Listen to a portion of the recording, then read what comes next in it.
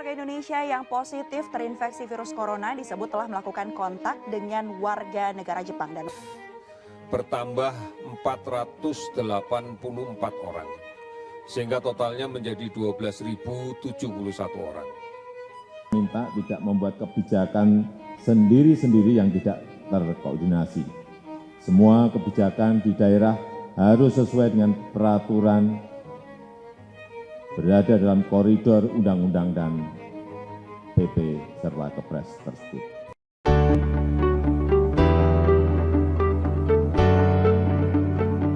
Salah satu permasalahan di masa pandemi adalah limbah medis infeksius COVID-19 yang dihasilkan oleh fasilitas kesehatan.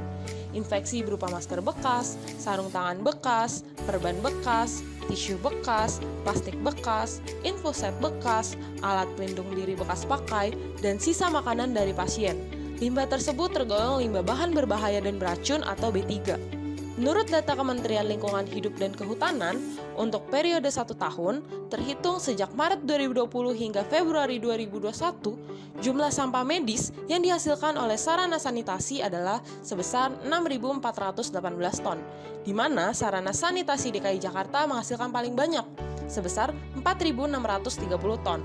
Angka tersebut belum termasuk limbah medis yang dihasilkan selama proses vaksinasi COVID-19 yang dimulai pada Januari 2021 dan ditargetkan 180 juta orang Indonesia.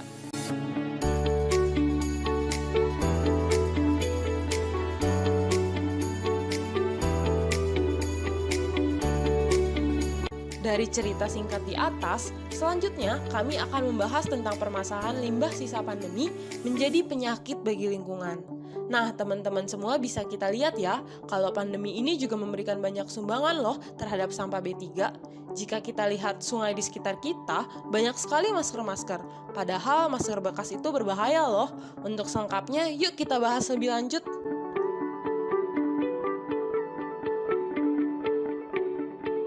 Dengan pilihan dan kapasitas teknis yang terbatas ini, pandemi COVID-19 dan peningkatan terkait dengan volume dalam limbah medis yang ada menjadi tambahan beban bagi pemerintah daerah dan nasional. Untuk menanggapi keadaan darurat ini secara memadai, masing-masing pemerintah perlu mengembangkan rencana kontingensi berdasarkan kondisi dan persyaratan setempat. Terutama limbah-limbah ini kebanyakan berakhir di sekitaran sungai, di mana akan menjadi pencemaran air.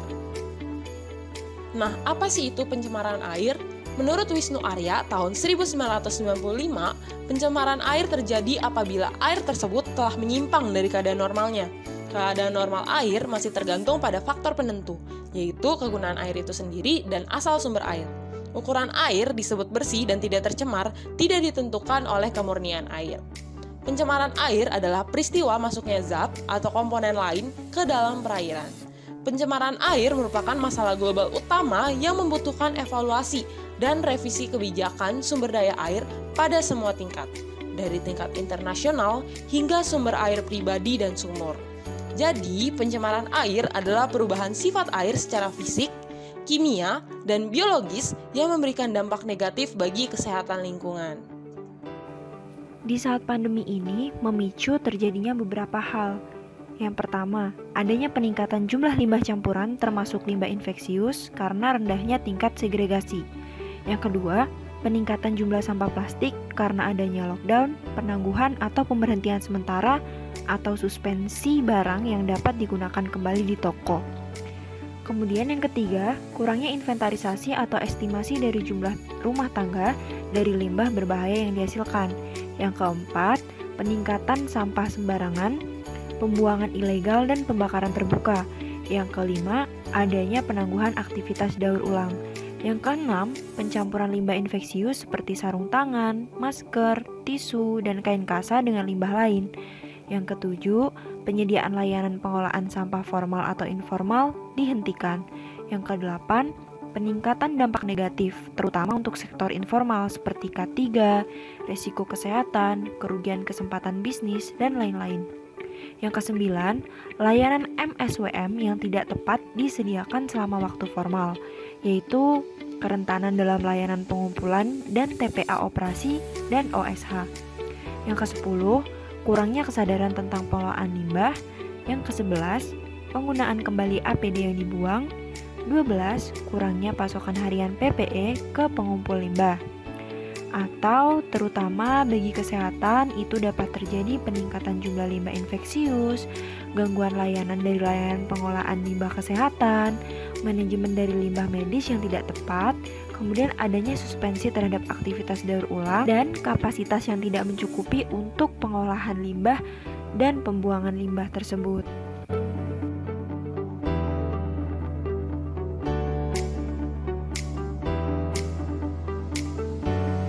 Berdasarkan pedoman dan anjuran pemerintah tentang pengolahan limbah masker sekali pakai, bagaimana ya cara yang benar dalam penanggulangan mengolah limbah masker? Yang pertama, kita kumpulkan masker bekas kita terlebih dahulu untuk mencegah masker itu digunakan kembali oleh pihak yang tidak bertanggung jawab. Yang kedua, desinfeksi masker yang telah kita pakai dengan cara merendam dengan menggunakan larutan pemutih atau desinfektan. Yang ketiga, rubah bentuk masker, seperti rusak bagian tali dan bagian tengah masker sehingga bisa dipastikan masker tersebut sudah tidak bisa digunakan kembali. Yang keempat, buang masker tersebut ke tempat sampah domestik. Dan yang terakhir, jangan lupa untuk mencuci tangan dengan menggunakan sabun dan air mengalir.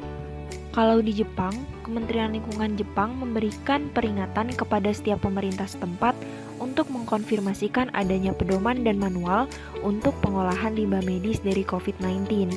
Sedangkan di Indonesia, waste manajemennya itu semua koordinasi mengenai masalah COVID-19 berada di bawah Badan Nasional Penanggulangan Bencana.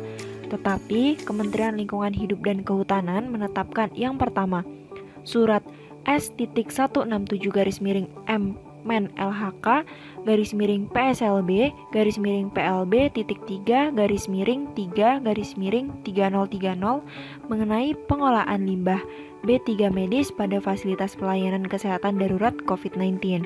Yang kedua, pengolahan limbah yang berasal dari COVID-19 diklasifikasikan sebagai limbah berbahaya di bawah JR Pagar 101/2014. Yang ketiga, Surat Edaran SE.2/Men LHK/PSLB3/PLB.3.3/2020 untuk mengelola limbah infeksius dan limbah rumah tangga dari penanganan COVID-19.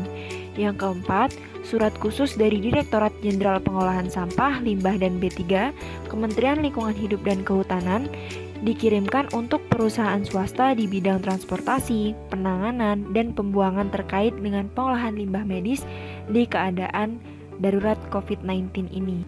Peran mahasiswa dalam pencegahan pencemaran air dan bentuk implementasinya, yaitu untuk mencegah terjadinya pencemaran air sendiri, kita bisa mulai dari hal yang sederhana, seperti tidak membuang sampah ke sungai, melakukan kampanye di sosial media mengenai bahaya dari pencemaran air, dan masih banyak lagi yang bisa kita lakukan untuk menjaga lingkungan ini agar tetap lestari dan tetap menerapkan 4R.